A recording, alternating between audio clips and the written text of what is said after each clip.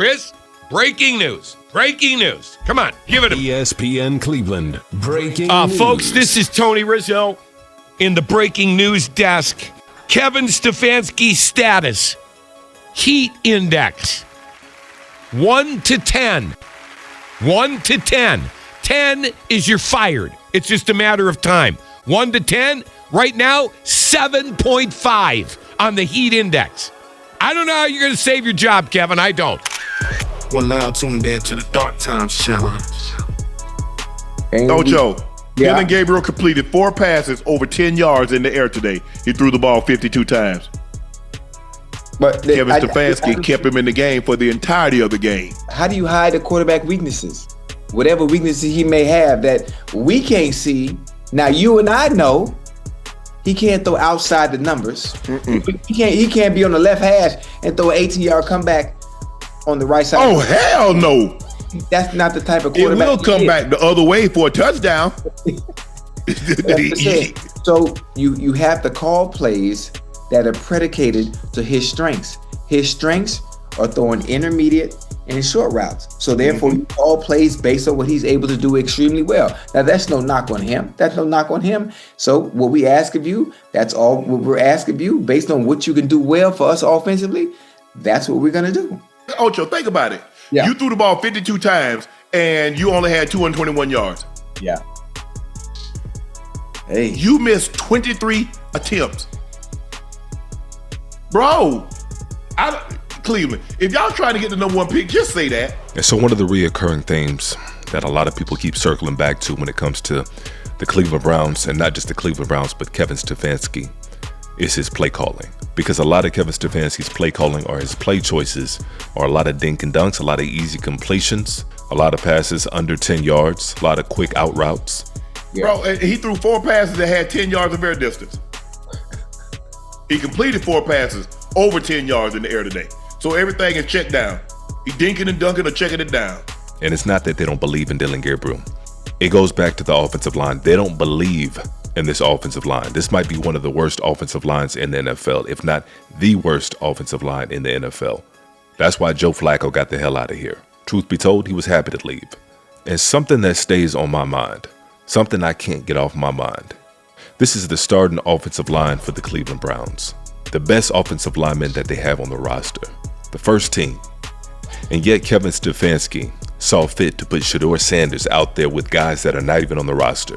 Not even good enough to be the second on the third string players. Every single lineman that Shedeur Sanders was playing behind got cut, with 0 exception. Fairness, the last time we've seen him didn't give anybody any confidence that he can handle it. What do you make, Emery, of that decision by Kevin Stefanski, who said not to read anything into it? A lot of times with these coaches and coaches like Kevin Stefanski, it's ego over execution, it's plays over players. At the end of the day, you got to give this kid a shot to redeem himself. That's the beauty of being a rookie. You're going to go out there, you're going to struggle, you're going to have some success, you're going to struggle again, but you want to see them come out on the other side. Now, Shedeur had 5 sacks, 5 drives, just was trying to impress coaches, the fans, trying to live up to what Dylan Gabriel just put out there on the field. And Kevin Stefanski handled that situation and this whole quarterback competition horribly, because you removed an opportunity for him to redeem himself in that situation, to go out as a winner. And again, it's not just we all see it. Players on the team sees it. Players on the opposing teams see it. They know what's going on. They know what's going down. And so if there's one person, if they have one quarterback in that quarterback room who's qualified to play behind a bad offensive line, that would be Shedeur Sanders. Unlike Dylan Gabriel, he didn't go to Oregon. He didn't spend time at Oklahoma. He wasn't surrounded by 4- and 5-star offensive linemen, guys that are playing in the NFL. Shedeur Sanders spent the majority of his time making it happen, trying to make plays, scrambling for his life while trying to get the ball to Travis Hunter. And now that Shedeur Sanders is out of Colorado, we see what time it is in Colorado. And this is why we're still talking about it, because he's not a 5th-round pick, and he didn't deserve to be in this situation. But now the chickens are coming home to roost, and people are asking for Kevin Stefanski's resignation. Kevin Stefanski status. Heat index. 1 to 10. 1 to 10. 10 is you're fired. It's just a matter of time. 1 to 10, right now, 7.5 on the heat index. I don't know how you're going to save your job, Kevin. I don't. I want somebody in that building to tell me why this guy should be back next year. Am I wrong? Am I wrong? You have the worst offense in the league. Guy's an offensive coach. Enough. It's enough. You're going to run this guy back out here, and I'm not trying to get people fired. I just can't watch this crap, Chris. I can't.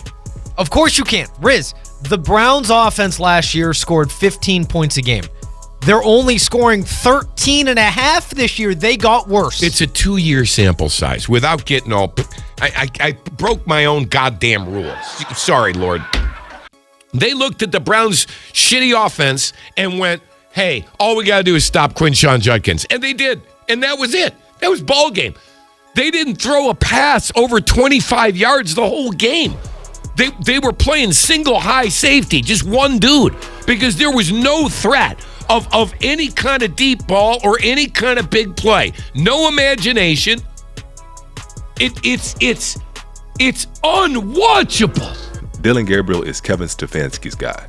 Nobody saw Dillon Gabriel as a starter in the NFL. Definitely nobody saw him as a third rounder in the NFL. And so they're really attached at the hip at this point. If Dillon goes, I'm pretty sure Kevin Stefanski will go. And if Kevin Stefanski goes, I'm pretty sure Dillon Gabriel will go. Dillon Gabriel.